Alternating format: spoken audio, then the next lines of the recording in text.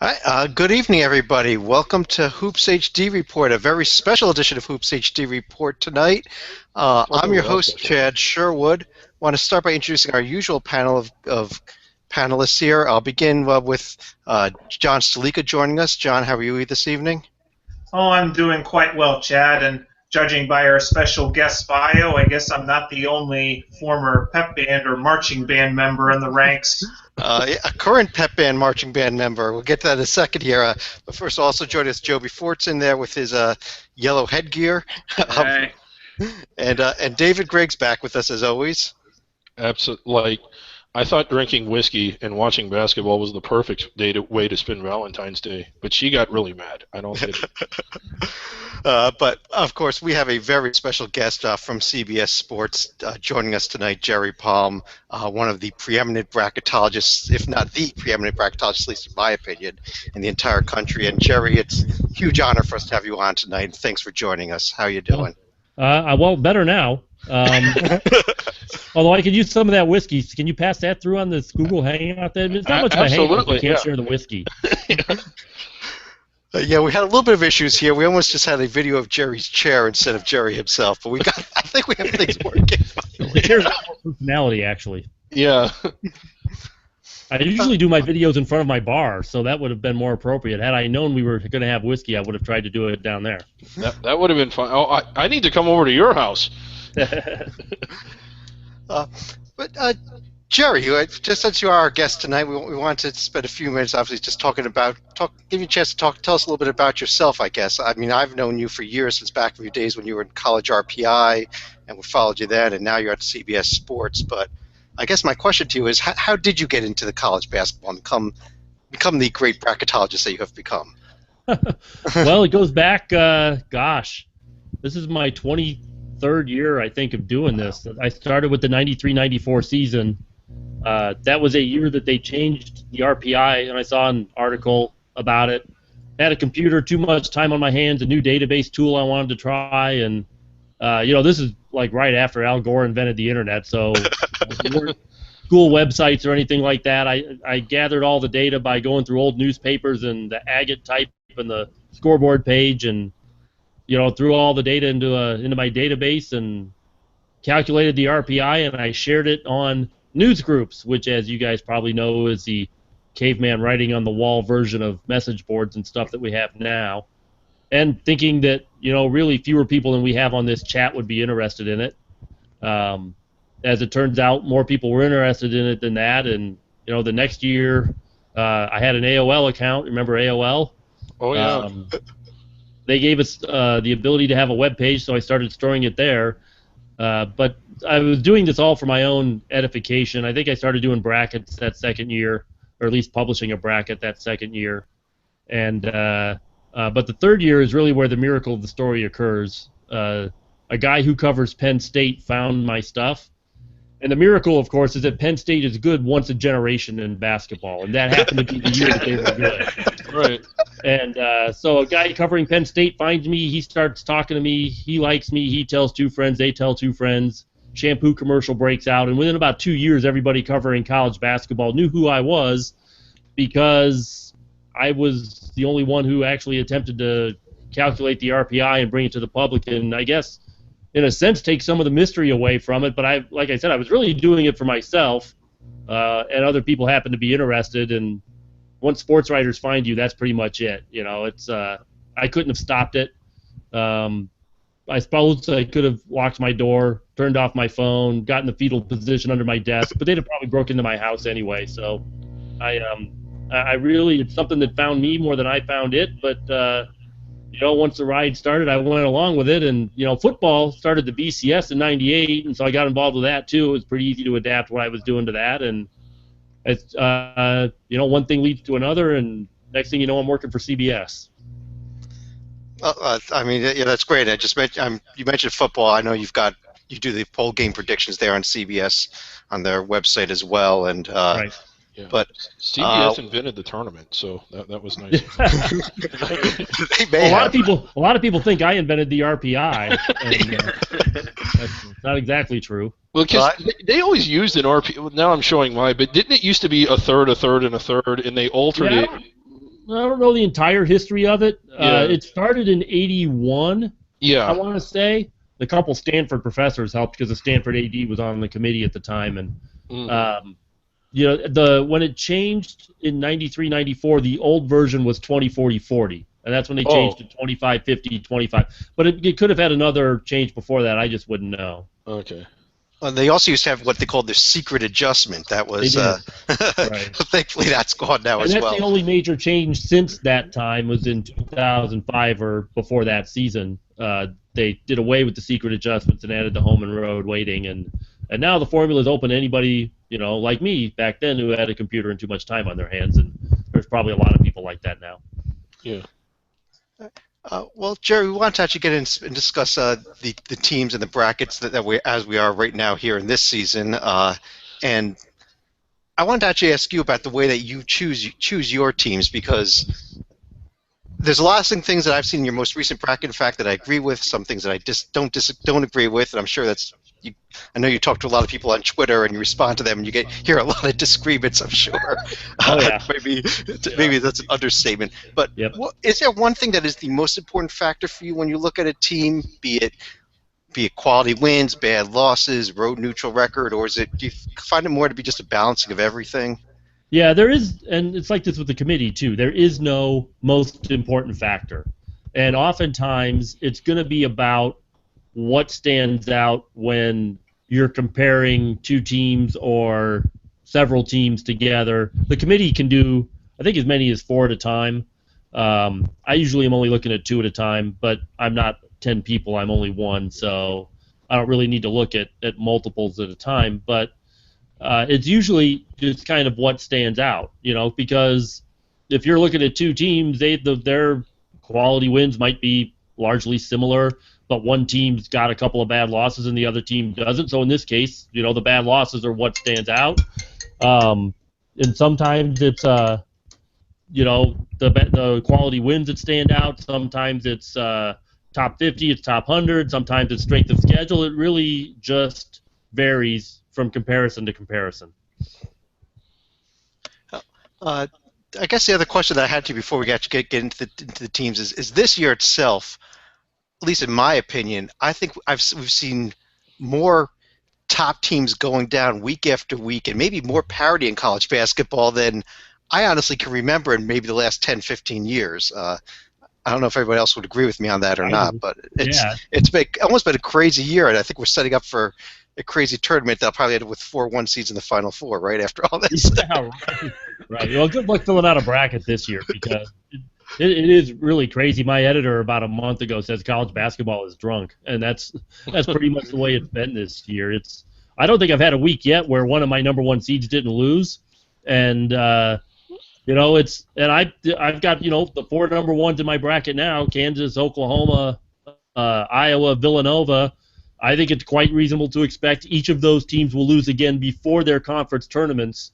And then obviously Kansas and Oklahoma can't both win their conference tournament. So I think there's a dozen teams that could still make a run at a number 1 seed. And that's just ridiculous for this time of year.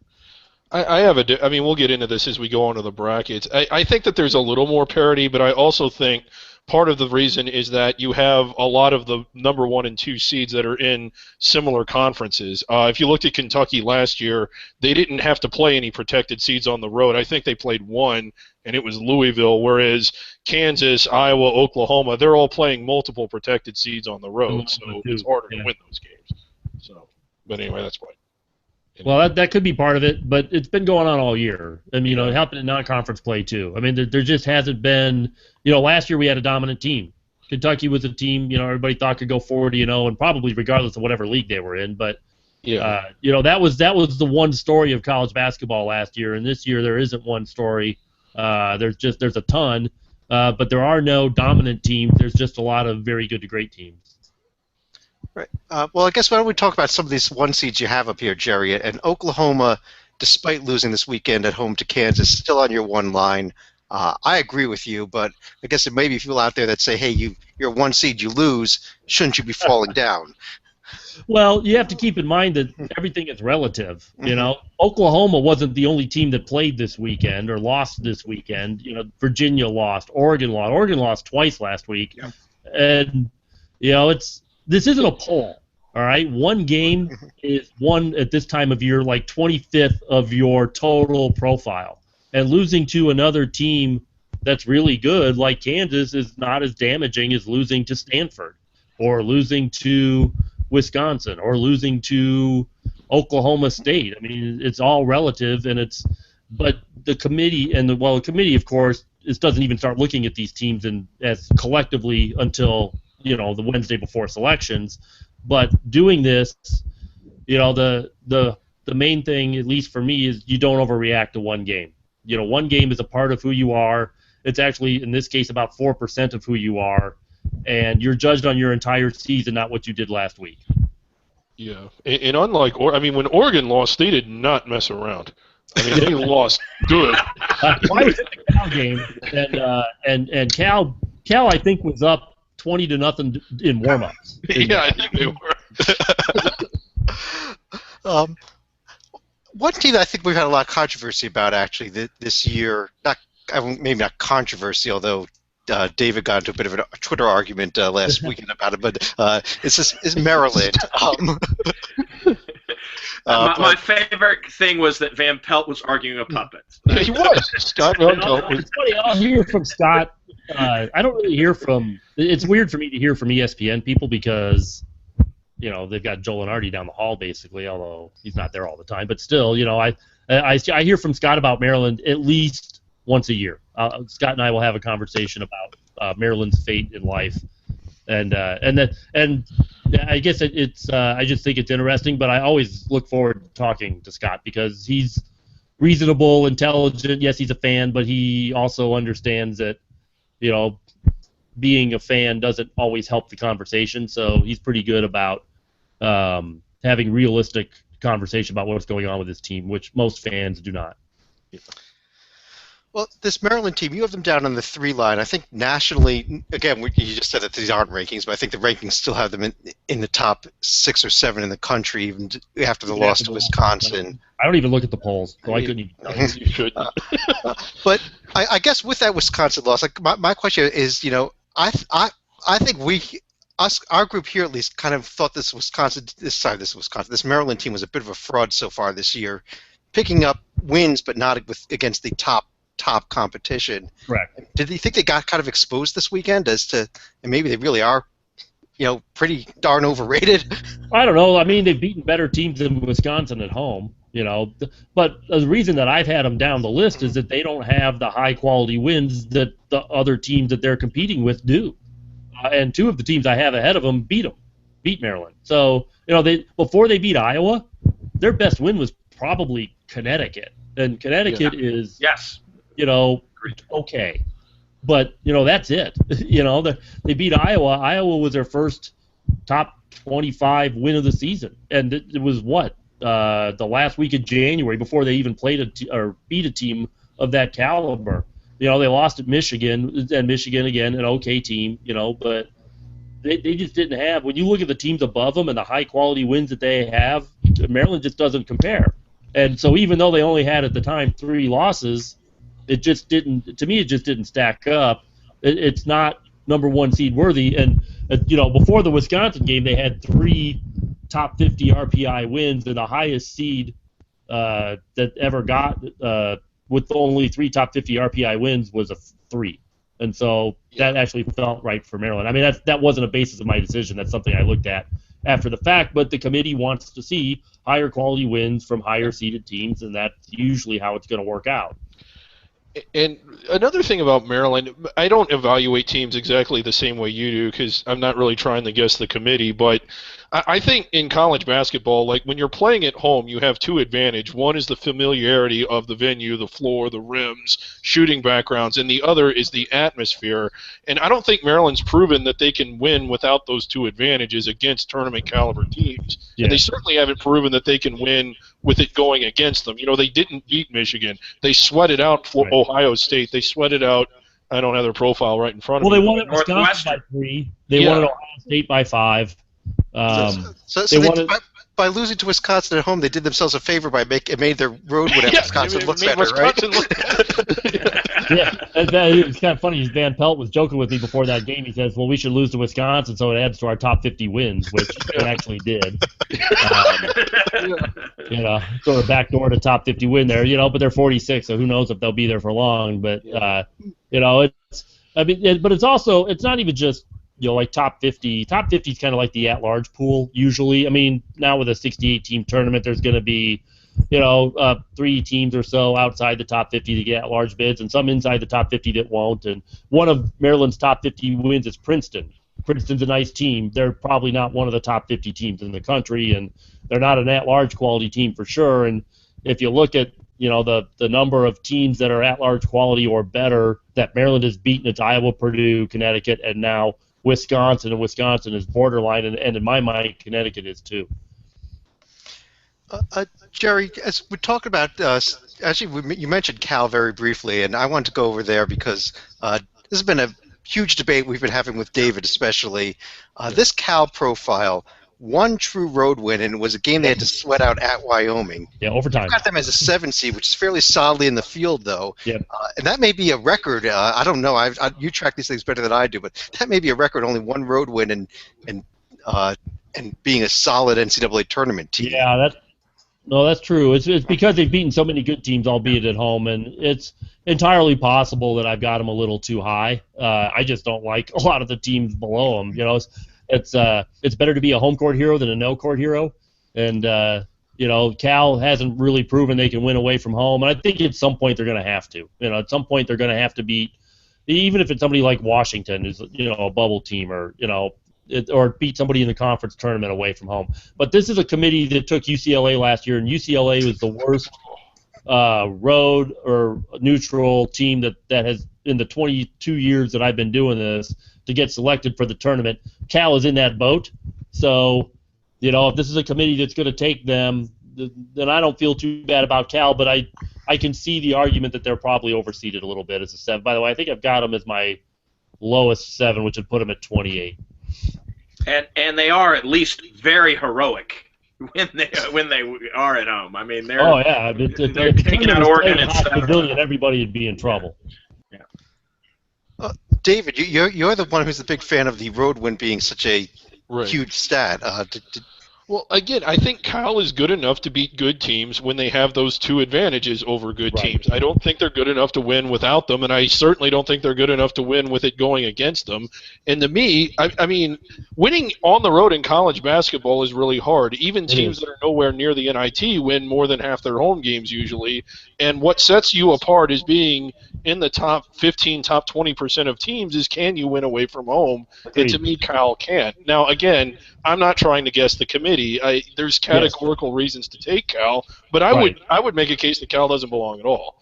Well, if I were on the committee personally, I would put more of an emphasis on being able to win away from home than the committee I think does. But like you said, I'm trying to predict what the committee's going to do.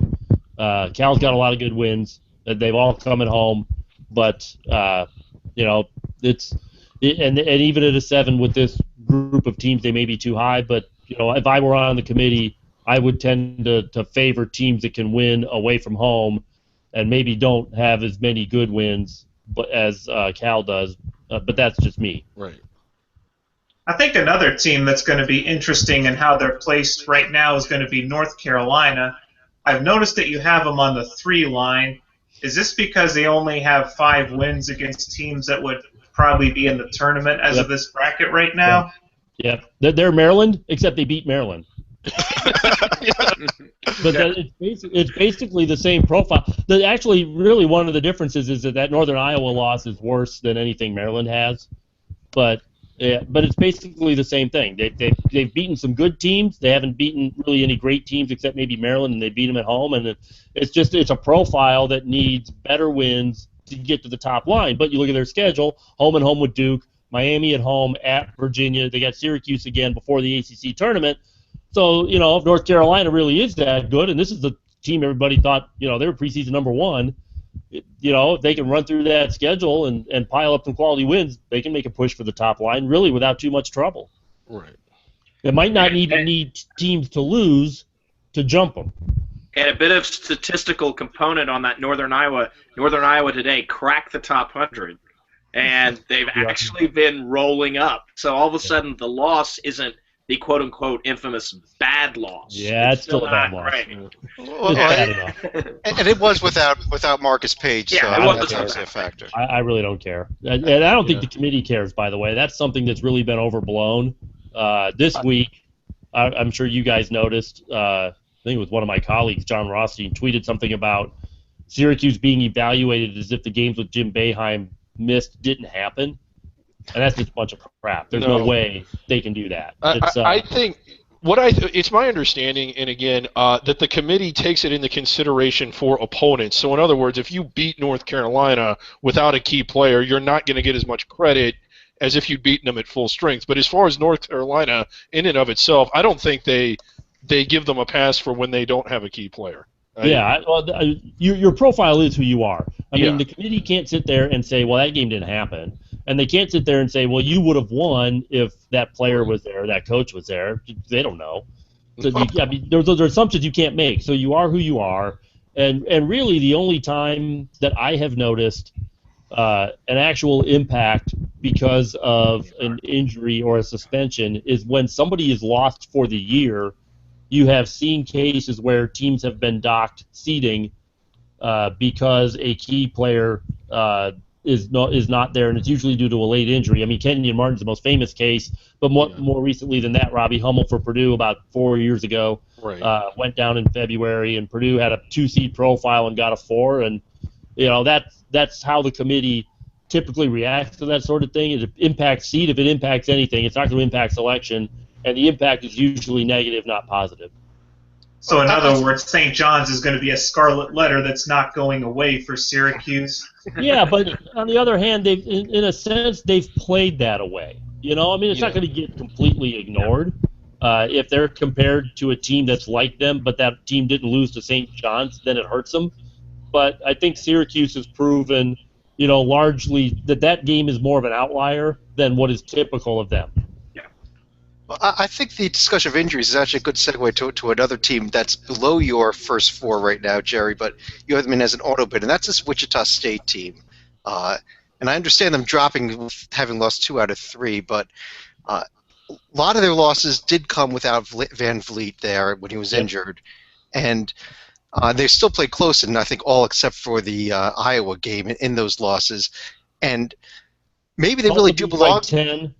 Iowa beat them by 23, and the others were single digits. Seton Hall was overtime. Yeah, but on the other hand, though, aren't you penalizing the team that's going to play them? Because if I'm a 4-seed or a 5-seed, I suddenly see Wichita State on the other side of me in the bracket. I'm scared to death. Why? I mean, they just lost to Illinois State and Northern Iowa. I mean, you want to talk about Van Vliet's injuries? Their 2 worst losses came with him. So, they beat Utah at home. That's all they've done this year. This is not an at-large quality team this year. And if they need an at-large bid, that means another loss to a team that's, really not very good, relatively speaking. Not tournament quality, anyway. Right. I don't think Wichita State is being treated unfairly in my bracket. And, the committee might view it differently, but, if you're gonna play that injury card, we lost these games without our guy. You better not have worse losses with that guy because it essentially validates all of those others.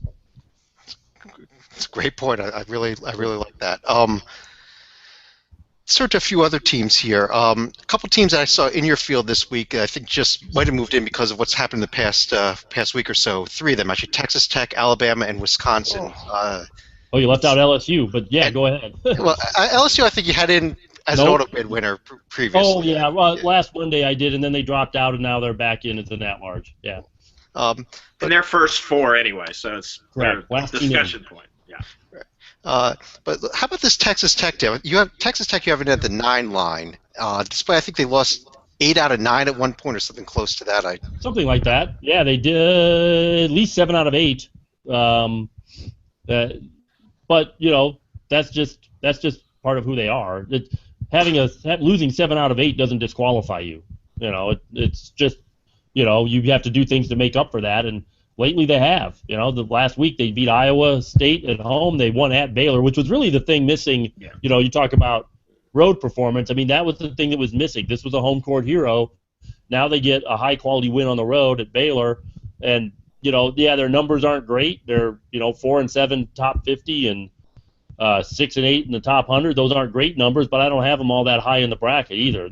They're still a bubble team, but they're now a team that has high-quality wins. They've got a decent number of them. They've won on the road. I don't see a reason to leave them out right now. My thing with Texas Tech, at least prior to this week where they did have the big wins, I was impressed with them, but especially when you look at their out-of-conference schedule, I was impressed with them in the sense that I was impressed with John Belushi in Animal House in the cafeteria, stuffing his face full of donuts and cupcakes. It's like, oh man, that is amazing. But I don't. It seems to me that most of their record is bloated up on home wins against teams that don't play well on the road. But again, if I had to make a case for them after this week, I could. Who does play well on the road? Yeah. You know. Well, actually, I think their RPI is influenced by the fact that they've got 3 wins at home against teams that are winning smaller conferences. Yeah. They've Hawaii. got South Dakota State who leads the Summit. They got Little Rock who leads the Sun Belt. They got Hawaii who leads the WAC. That's 3 of their. Yeah, those are the 3 teams that they've beaten that have winning road records prior to this week. So yeah. But so I mean that's, in a sense it's kind of, those aren't really at-large quality teams, but those will be 13 seeded type teams. Maybe one of them will be a 14 depending on how all things shakes out. But those are going to be teams that are going to get a shot to win their first game. Get a game that they could potentially win in the NCAA tournament. So they're not bad. They're not bad wins. They may not be like South Dakota State's in the top 50. That's probably not a top 50 win, but those are not awful teams that they beat. But I think it's kind of inflated their RPI a little bit. Yeah. Let me throw one other team out here that has 3 very bad losses. They're playing right now, in fact, and winning as we record this. That's the Monmouth Hawks out of the Metro Atlantic. You've got them in, I believe, I guess I'm not going to call it solidly, but you have them in on the 9 line also. Yeah. Despite the 3 losses. Yeah, they're number 36. Yeah, which kind of tells me that they may have room for another loss to still make the field. Yeah, I don't know. They're a tough team to figure out because they've got some really good non-conference wins, and those 3 bad losses. I mean, the committee took one team before with 3 200-plus losses, and that was USC. The first year they went to 68, and that was disastrous. But this team is a little different because they have to go on the road to play all these games. USC, built up some good wins, especially at home in conference and all of that. But, they played USC actually twice, neutral and road, Dayton neutral, Notre Dame neutral. They almost beat Dayton too. Yeah. They won at UCLA. They won at Georgetown. UCLA and Georgetown are probably not going to the tournament, but those aren't bad teams, and they played them on the road and won. Kentucky didn't win at UCLA, but Monmouth did. So it's a place where the committee, I feel, prefers a good win to as a positive, is more positive than a bad loss is a negative. Agree 100%. They've got 3 really bad losses though, so Monmouth I think could be an interesting case if they actually need an at-large bid. If they don't, I would not be surprised to see them in an 8-9 game or possibly as a 10. I don't think they can get much higher than that. So they better be losing to like Siena in the conference final. Yeah. That's the thing. To assume Monmouth is going to win that tournament is assuming a lot. It's at Siena. It is, no question. Siena's home team. Yeah. And now, granted, they did win at Siena, but it's the only team that has won at Siena. Right. It's not going to be easy to do it again. It's not a gimme. That's true. And if they do lose at Siena, I mean, I would rather see Monmouth get an at-large bid than Middle Tennessee a few years ago, who was like 75-3 and it hadn't beaten anybody, outside the top 200 all year. That was ridiculous. Monmouth, to me, has at least shown they can beat tournament quality opposition, and if they happen to get caught on someone's home floor in the conference tournament, well, I don't know. I would rather see Monmouth in the tournament than some team like, St. Bonaventure who hasn't beaten anybody. Yeah. Art Gonzaga. Exactly. True. I mean, true. Gonzaga hasn't really earned it this year. No. Is this really just wrong by the Metro Atlantic to be doing this? Then I mean, having the conference tournament at a predetermined site, and it's going to end up being the second or third best team in the conference hosting it, penalizing a really good team like Monmouth and making them maybe miss the tournament because of it. If I'm running a league like that, I would let the regular season champion host the tournament. And there are logistical problems to doing that, but if I could at all make that happen, I would want to give my regular season champion the best opportunity to advance. Actually, if I'm running that league, I may just say, screw it, I'm not having a tournament, and put my regular season champion in. So it guarantees my best team is going to play and represent us in the tournament, but that's not how life is anymore. Right. Even the Ivy's talking about throwing a tournament together. So, but I give my champion. The Horizon this year has decided to go away from regular season champion hosting, and they're going to have it in Detroit. That's a terrible idea. A tournament somewhere. If you're going to have a tournament somewhere, why there? But they're going to have their tournament in Detroit, which, if I'm Valparaiso, who's likely going to win this league, I'm not real happy about. But of course, Valparaiso can't beat Wright State anyway, so I guess it doesn't matter. Go ahead. Yeah, I was gonna say if I have a conference like the Horizon, I want it at a neutral court. Let's take it to Vegas. Let's take it to Hawaii. Let's go to a real neutral court. Come on. In Indianapolis, Yeah. Although Indianapolis is a little bit out of their footprint now, but Chicago, anywhere, Detroit. My thing is, I know it can be done. We've seen teams way inside the bubble from the one-bid leagues. Siena got a 9 seed one year. I want to say Davidson got a 10. Murray State got a 6. Now, I know none of those Wichita's first trip to the Final Four came from an 8-9 game. Yeah. Yes.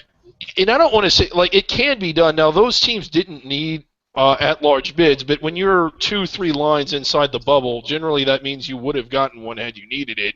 So it can be done, but realistically, I just think that for Monmouth, you're really setting yourself up to fail when all finishing first does for you is that you wear white on someone else's court. Right. I agree.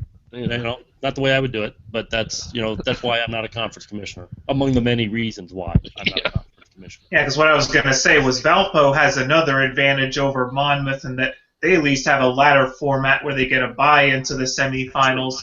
What kind of damage would Monmouth be looking at if they lost to, let's say, a Ryder or a Niagara in the opening round of the Metro Atlantic tournament? Yeah, I think it gets hard to take them if they take a loss that bad that late. Yeah. When your season's on the line, I mean, to me, it's how are you going to do in a pressure situation? How are you going to do in a tournament situation? One and done, you're gone. If you're losing to a team like that, in that kind of situation, you probably don't belong in the NCAA tournament. Yep. Well, what about the two other teams that you have below your 12 line also, Little Rock and Chattanooga, both with very gaudy records, top 35 RPI at least for Chattanooga. Little Rock's not that good. Again, these are teams that would have to take a bad loss if they needed an at-large bid, though. But very gaudy records for both of them. And Chattanooga, a huge win at Dayton. Yeah. Yeah, Chattanooga. Now, Little Rock, they won at Tulsa, they won at San Diego State. Those are at best bubble teams, and I'm not sure either would make the tournament. As an at-large. So I don't know that they really got much of a leg to stand on. Chattanooga's a little more interesting because of the win at Dayton and Georgia, who's also a bubble team. But if they're taking a loss to, who can beat them in their league that is not going to really damage them? I don't know. It's but again, Chattanooga a better case than Middle Tennessee. But they've only got 2 top 100 RPI wins. They're not going to get another one. And, you don't get an at-large bid without at least 4. So, that's other than Middle Tennessee. Everybody else has got at least 4. So, I don't know if they would do that with Chattanooga. I would say my guess would be no. All right. Well, I know your first 4 as of today were UConn, LSU, St. Joe's, and Cincinnati in. You had GW, Seton Hall, Tulsa, and Washington as your top 4 teams out. Tournament's too big. David, that's the problem. We got too many teams in the tournament. You are complaining to the wrong person. None of the 8 teams belong in, correct? Yes. But Joby, I think you want to make a case about another team that he didn't even list there. Let me throw it over to you. I'm thinking the second place team, and are we talking about our favorite team, the second place team in the WAC right now? No, I was thinking about a team out of the ACC that you want to make a case. Oh yeah, no, I won't make a case for. Okay. But you look at Clemson. You look at Clemson.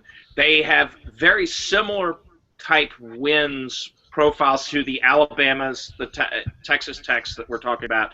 Clemson does have the slip up at Virginia Tech recently in their early season struggles, which you know Minnesota better than any of us. But Minnesota.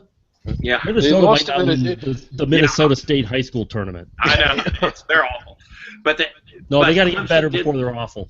Yeah, Clemson basically turned it around, and there's even a pathway for them to be a protected seed in the ACC tournament, the double bye, and with legitimate wins getting them there. I mean, it's not like, the schedule mix up and it's unbalanced. They actually would be getting legitimate wins for their only major loss recently besides Virginia Tech, their annual North Carolina loss on Chapel Hill.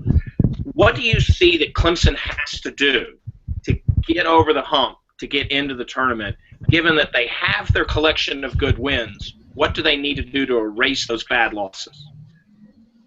They need quantity at this point. I mean, they're only 5 games above 500. There's margin for error is pretty much zero. Their non-conference strength of schedule is 328. When you've got the wins that they have and an RPI of 88, there's a reason for that. Okay, in their case, this is a team that's 9-9 against the top 200 teams in the RPI. That does not count the loss to Minnesota. So what you're saying is that they have as many top 200 wins as some of the teams on the one line. Actually, they don't. They have as many top 200 wins as top 50 wins. Yeah, we could say that about Maryland for a while. Yeah. Yeah. But it's the realistic path to the tournament for Clemson is to win the conference championship, win the tournament. That's the realistic path. They've got 3 road games left on their schedule. They haven't shown an ability to win any of them. No. Well, okay, maybe Boston College, maybe, but no, they've lost to worse teams than that already. So no, it's. There aren't very many of those. Clemson may have a path to a protected seed. They've got 4 non-contenders left on the schedule in Virginia at home. They're not going to beat Virginia probably, although they might. But the road game at NC State. They're not going to win that. They're not going to win at Georgia Tech. They might win at Boston College. They should beat BC at home, but what have they done if they do that? Well, if they run the table, though, and everybody goes if they win the next 4, ask me again. All right, you got it. Okay.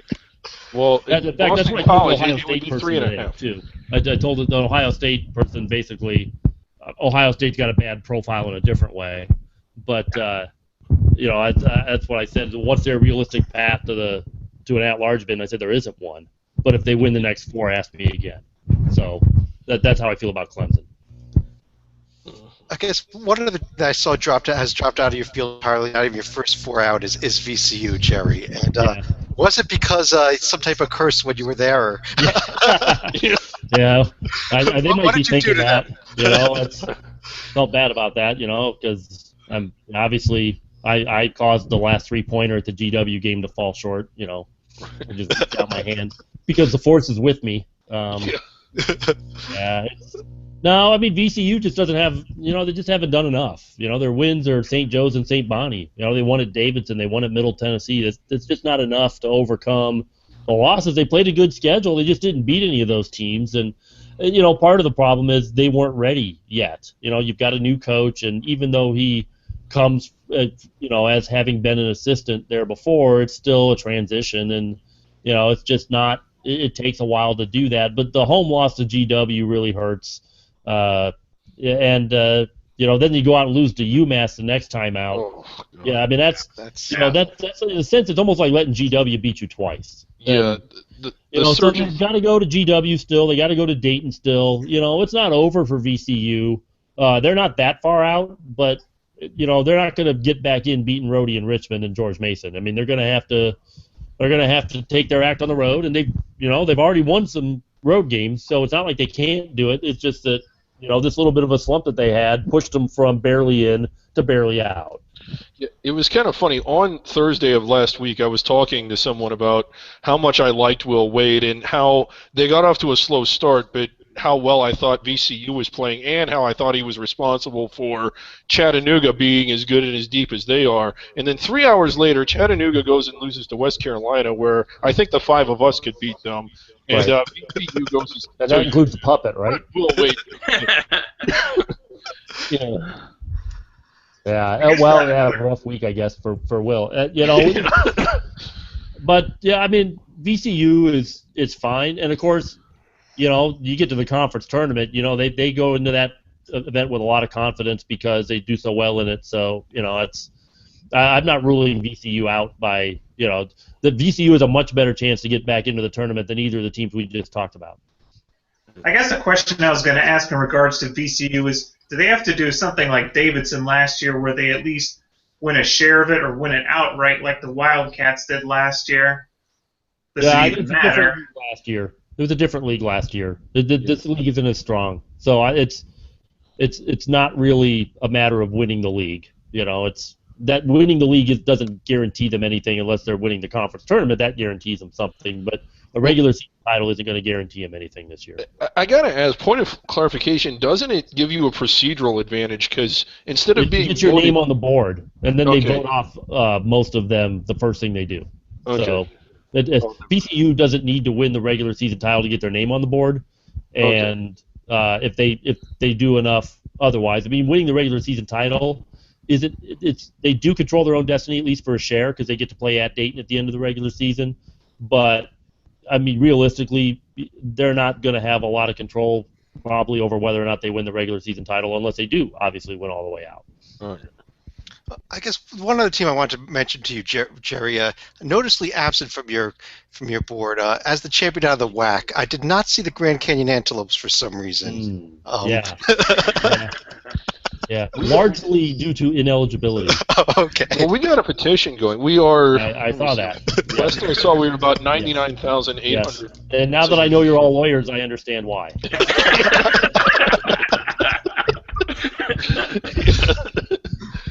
Although, on a serious note, I started calculating the RPI because I'm a computer guy with too much time on my hands. The Grand Canyon petition is lawyers with too much time on their hands. Yes, exactly. but from an RPI standpoint, Grand Canyon has a chance to finish the top 100 as an RPI. And I think we at least Dave and I are looking at this. That'll be the first time a transitional team ever finished in the top 100. Oh, probably, yeah. It's been an amazing job that Thunder Dan has. They've done great, and they've had a great year. It's just. Yeah. And, well, his goal is to be top top 25 1 year too early. Right, yeah. But it's hard to come up. You got so much working against you. When you look at some of the teams, NJIT, who's eligible this year, I think they had a stretch where they lost 59 out of 60 or something like that. Playing as an independent, which is even harder. Right. IUPUI, and they actually won the league shortly after they were eligible. I think they won 4 or 5 games the whole time that they were a transitional team. So, as we call them in Indiana, we call them Louis Pui. Yeah, so they really are doing well, and it's something that we're obviously we just have too much free time on our hands. So, that's okay. But nice win at San Diego State. We'll always have San Diego State.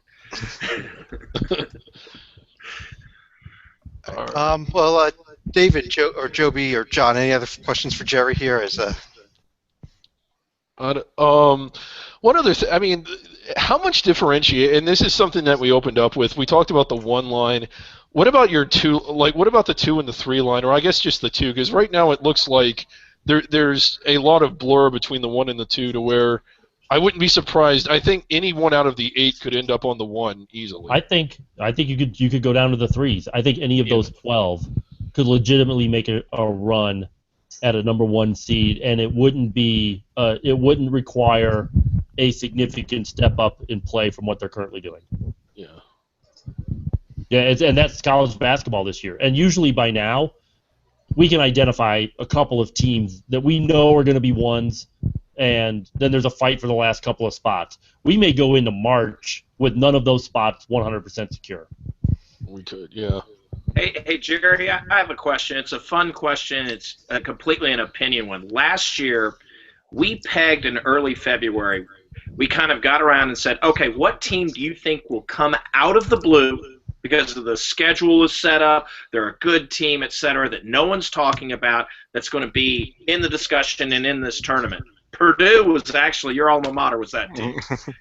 and do you see a team, and it could be Oregon State or Alabama or some of the teams we've already discussed, do you see a team kind of rising like a phoenix over these last few weeks that we're just not talking about right now, that all of a sudden may not be at large worthy right now, but has the potential to jump into it and no one will see it coming? No one will see it coming. Or very few will see it coming. Or at least team that rises high from where they are right now, up to way up.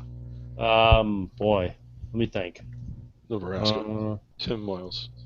You'll destroy the non-believers. I would guess if I had to pick, if I have to pick somebody, and I don't know, I'm picking it on absolutely no faith probably, but I'd probably go with someone like Tulsa. Yeah, that's because that league isn't so strong that they couldn't make a charge, and it's they're good enough to do it, but they haven't played quite to their level yet. And if they can get it going just a little bit stronger, I think Tulsa's a team that could possibly make that run. But like I said, I say that without complete faith. I had a lot more faith in Purdue last year than I would in saying that about Tulsa this year. Yeah, I have no faith in Frank Haith. Yeah, and that's why, actually. That's why I say it with less confidence than. Oh boy. Well, I guess on that note, we do want to thank Jerry for joining us. Jerry, it's been a lot of fun, and we do appreciate you taking your time out of your busy schedule to come in and join us here today and talk a little college hoops. I was glad to do it. Thanks, guys. It was fun. All right. Okay. So we're gonna stick. I mean, are we gonna run through the right? Let's see. You can stick around if you want, Jerry. But are we gonna run through the rest of the conferences? Well, we just want to very quickly just touch on a couple of the major conferences that we didn't speak about, and I thought maybe we just spend a few minutes talking about the. Well, I guess one of them that we just mentioned at the end there is the American Conference, where Temple is now sole possession of first place. That's unbelievable. I noticed today that you said you liked Temple more than John, and after I crashed the car, after reading that, I was like. Yeah, Temple's actually made it all the way up. They're an Ashes team to a degree right now. They've been doing it all year, but the bad parts of their profile are starting to be in such the rearview mirror.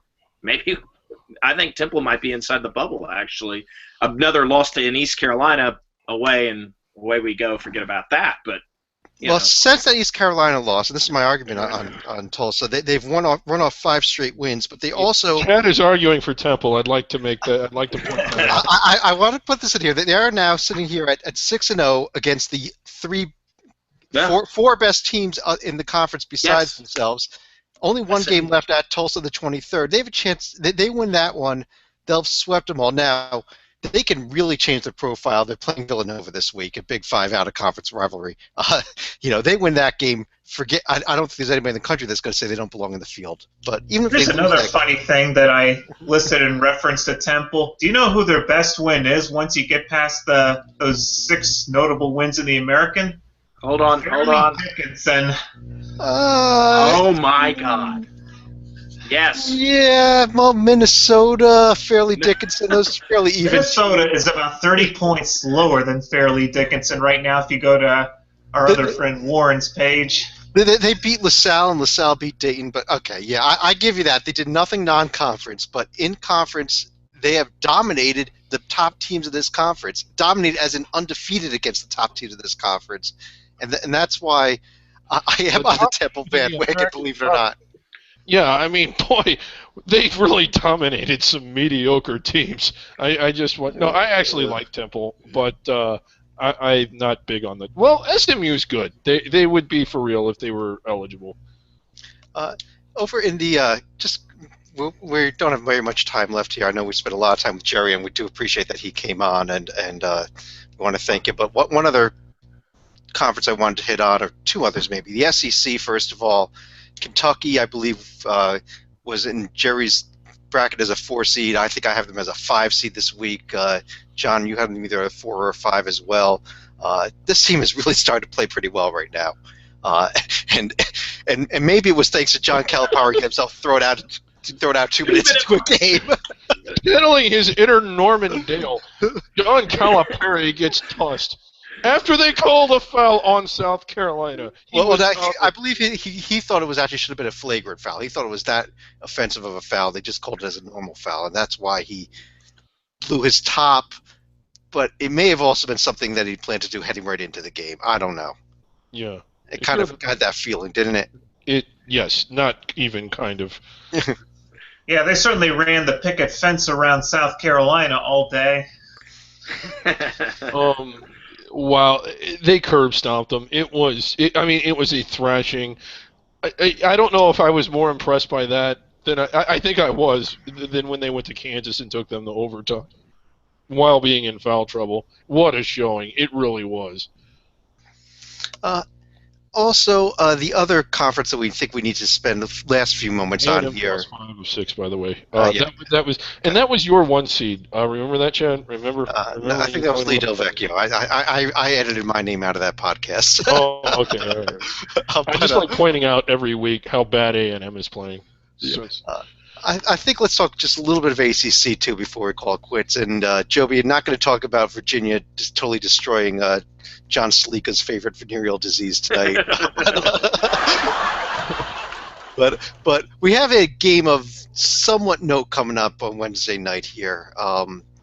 It's a bit of a big deal between two teams that basically or not have never met in the NCAA tournament. They haven't? No, they haven't, David. This is absolutely amazing. They have never played each other in the NCAA tournament, but it has the entire week named after, and that's this Duke Carolina game coming up. I just want to get each of your thoughts on this rivalry and on this game that's coming up this week, because I guess it is a pretty big deal. David, let me start with you. Well, for starters, I'd kind of forgotten about it. So do we not have rivalry week anymore?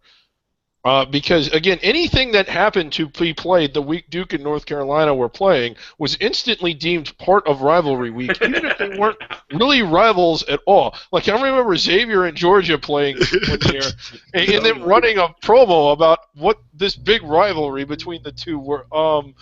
I don't know, but I'm watching Kansas and Oklahoma State, and strangely enough, it's not rivalry week. I will give ESPN credit, actually. They started it off with a 1 o'clock game today, LIU Brooklyn and St. Francis Brooklyn. That is a rivalry. That is worth it, and it is rivalry week. But, Joby, your thoughts on the upcoming game this week? I know you're the RACC. Yeah, well, if they're going to let Grayson Allen take 8 steps every time he gets the ball, Do we want to talk about the controversy a little too here? No. There's no controversy. It was a bad call. It was the incorrect call. No controversy at all. It was wrong. If North Carolina brings the game that he did against Pitt, this is going to be over and over quick. North Carolina, I think, it depends which team comes. I mean, is it the North Carolina team that almost lost to Boston College? Yeah, I think that's where you pay attention. Duke's going to be producing what Duke does, which is going to be about a 4, 5, 6 seed level team. North Carolina can be the best team in the country. They can be losing to Northern Iowa and barely beating Boston College. And so unless Ingram really pops up, I think North Carolina's going to be ready, and North Carolina's probably going to run them. John, do you agree? I thought rivalry week started last night when Miami knocked off Florida State. And yes, even though the U is a basketball school now, I think it is safe to call that a rivalry now. Oh, it is. Yeah. Any other games coming up this week, John, that you're looking at?